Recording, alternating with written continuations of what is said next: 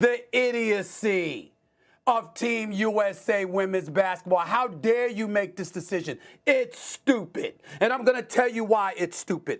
I want all the ladies on this squad to know every single one of y'all are deserving of it. Caitlin Clark wants to be on the team, but who cares? She knows that in all likelihood she didn't deserve it. She's a rookie. I firmly believe that women's basketball and the WNBA are passing up a fantastic chance to succeed. Team USA and the WNBA and all of these folks shouldn't be thinking about marketing. It is about what's going to be unfair to the other ladies, blah, blah, blah, blah, blah. Go after Caitlin Clark. Beat her down as much as you possibly can. Get the best of her. It reminds me of that eager athlete who always says, "Coach, put me in, I want to play," without having done the required research or preparation. Now that we are in the public eye, especially with Caitlin Clark involved, how can we defend her exclusion from the Olympic team? I want to personally thank Caitlin Clark for lifting up our sport.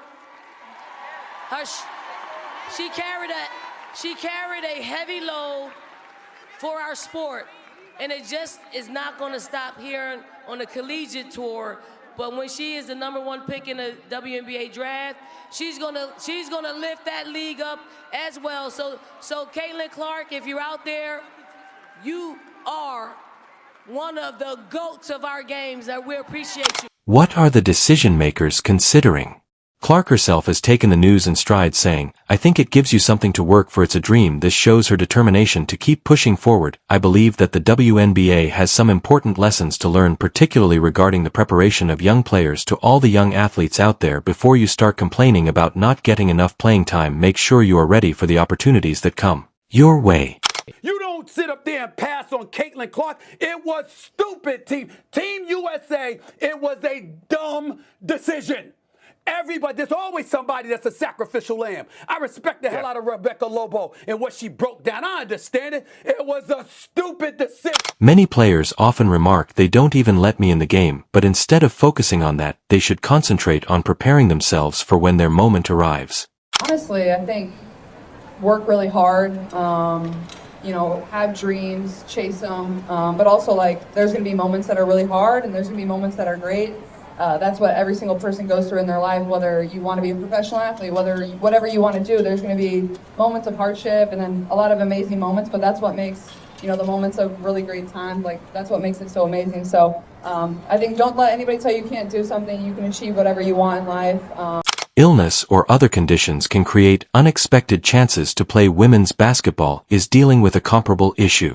There's a lot of discussion about wanting to be equivalent to the men's game. However, there hasn't been enough attention on training young women for the media spotlight and the demands of the sport. Then they have Caitlin Clark. Who cares where she's from or what she looks like, right? The point is she's a total superstar. She's packed arenas like crazy. I'm talking enormous numbers.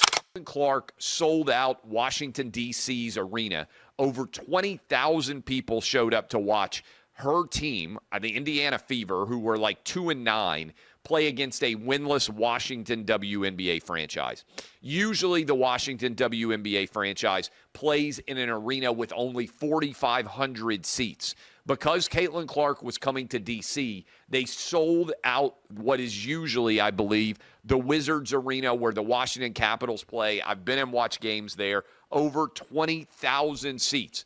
They're all showing up for Caitlin Clark. I shared you the data on WNBA viewership. It all is coming basically from Caitlin Clark. Saw this thing online. The team she played against, they usually play in a small place with 7,500 people. But because of Caitlin, they had to move the game to a bigger arena with over 20,000 seats. The Olympics are on the horizon. And while Stephen A. and others can debate the topic, the decision regarding the Olympic basketball team has stirred up quite the conversation. If you wanna go from a marketing perspective, sure, Caitlin is extremely marketable. However, I just want to pitch this to everyone. Imagine Caitlin joining this team and spending time on the bench. What is the conversation going to be about the entire time the Olympics is going on? Why isn't Caitlin getting more minutes? Why isn't Caitlin playing? I'm sure people will tune in, but what will the conversation be then? Caitlin Clark may not seem like a good match for the squad as a rookie, especially since she isn't currently regarded as one of the best players. I think it's really interesting. Head coach Christy Sides for the Indiana Fever said that a monster was woken up in Caitlin Clark. And I think that is wonderful. I think motivation for Caitlin is wonderful. I'm going to say this. A monster has been woken in all of the women that were selected for the Olympic team also because the conversation is again centered around Caitlin Clark. If your only argument for Caitlin is that it would have been a great marketing opportunity and you don't have basketball experience or chemistry with the group listed in your reasoning, I don't want to hear it. This is a great chance to create some buzz, so let's consider the marketing aspect. Actually looked up how much the tickets are going for. I kind of cut that price in half. Sites like SeatGeek are charging hundreds and thousands for a seat at Carver Hawkeye.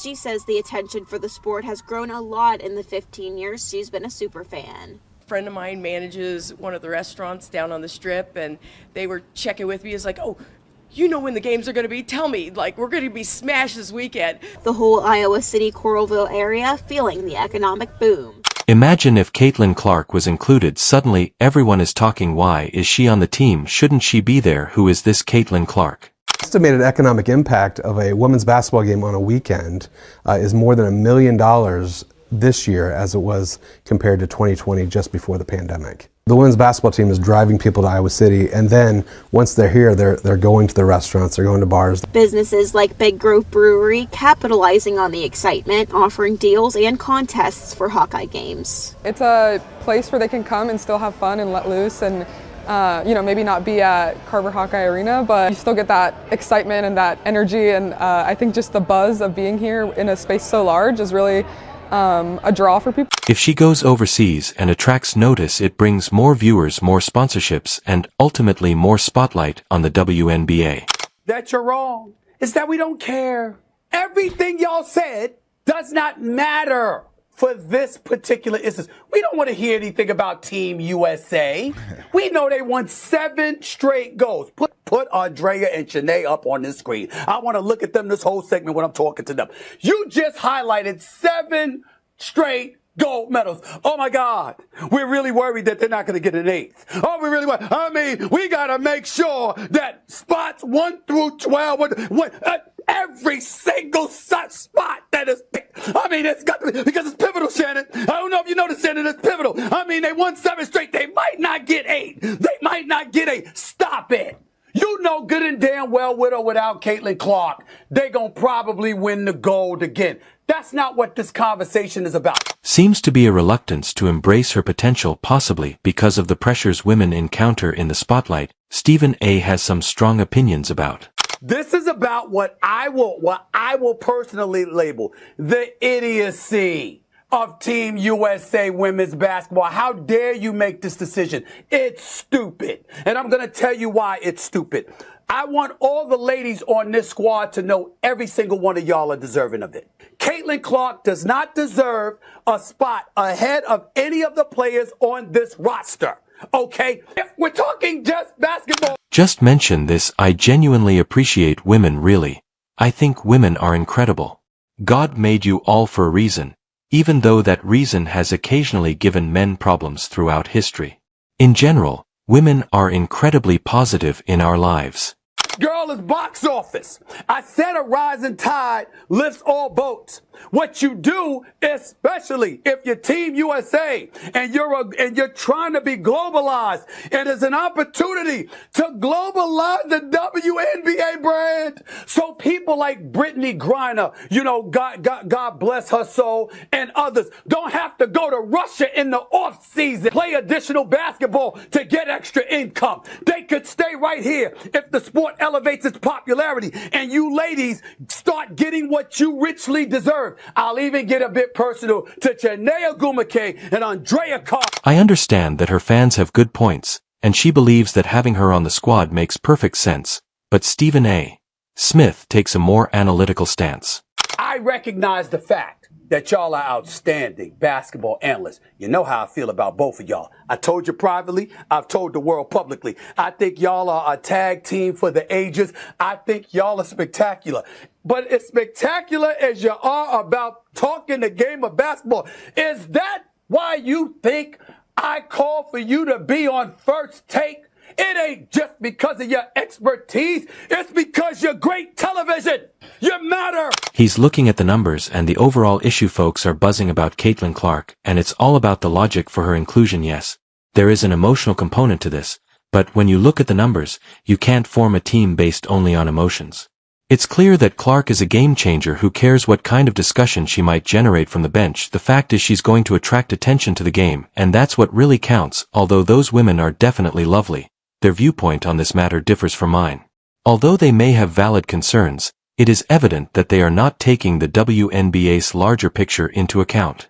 The public's interest in the Olympic women's basketball team winning year after year has substantially decreased. It's become predictable and lacks the excitement needed to grab a wider audience. Putting a dynamic player like Caitlin Clark into the mix may potentially reinvigorate interest, even if she doesn't see substantial playing time. Her very existence on the team would spark conversations and generate buzz. A few well-placed 2-3-pointers could elevate her rank and contribute to the team's overall success, eventually increasing the popularity of the WNBA. He's highlighting a fascinating dynamic in sports media: the indisputable power of visual appeal. These women are not only exceptional athletes, but also possess striking physical attributes. This combination is a potent draw for viewers, particularly in a male-dominated landscape like sports commentary. When you're channel surfing and a visually captivating person catches your eye, it's natural to pause and take notice. This phenomenon is evident in the demographics of popular sports talk shows like those hosted by Shay and Steven. A primarily male audiences tune in to hear sports analysis, but the inclusion of attractive female co-hosts can significantly broaden the show's appeal. It's a strategic move that can increase the viewership and engagement. The reality is people are drawn to attractive individuals, and that's just how it goes. If someone like Caitlin Clark is on screen, you can bet that viewers will stick around for at least a minute or two just to hear what she has to say. It's not just her look, it's the whole package, and let's be honest, neither she nor the other women in the spotlight are unattractive. If they were, would anyone really care about their basketball ideas? Now, I'm not trying to be harsh here, but it feels like some folks aren't keeping it real. Is it sexist to point this out? I don't think so. Just look at any news anchor. They're typically good-looking men are supposed to dress formally in order to create a professional image. You don't see them showing up in t-shirts. It all comes down to appearances. For instance, Shannon Sharpe is a legend and a Hall of Famer, but not all football players can make the switch to television. Shannon knows how to present himself properly, and that's part of why he's successful. Steven, even though he is a little older, Smith is still a handsome man with good communication skills. The truth is, networks tend to support appealing individuals for roles on screen. We can talk about the merits of their basketball observations, but we can't overlook the fact that appearances play a big factor in who gets on TV. It's all about the image. If you want to be on TV, you have to look the part.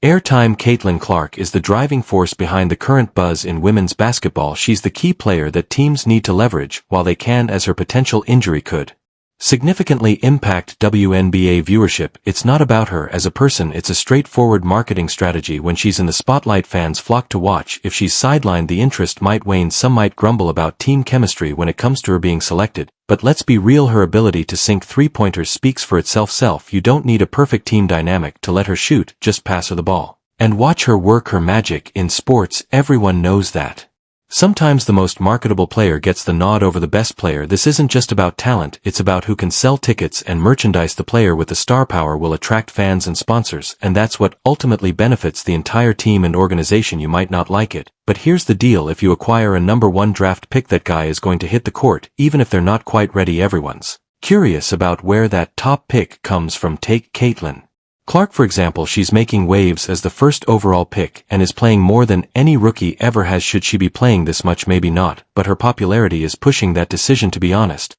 I could go on forever about this, but let's end it now. I'll see you later.